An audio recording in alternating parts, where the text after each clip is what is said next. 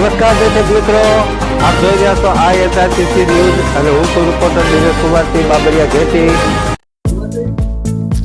ગુજરાતના મુખ્યમંત્રી શ્રી ભૂપેન્દ્રભાઈ પટેલના અધ્યક્ષસ્થાને આંતરરાષ્ટ્રીય સહકાર વર્ષ 2025ની રાજ્યવ્યાપી ઉજવણી માટેની ઉચ્ચસ્તરીય બેઠક સપના આગામી તારીખ 5 અને 6 જુલાઈએ કેન્દ્રીય સહકારિતા અને ગૃહમંત્રી શ્રી અમિતભાઈ શાહની પ્રેરક ઉપસ્થિતિમાં આણંદમાં ત્રિભુવન સહકારી યુનિવર્સિટીનું ભૂમિપૂજન અને સહકાર સંવાદ સહિતના કાર્યક્રમનું આયોજન.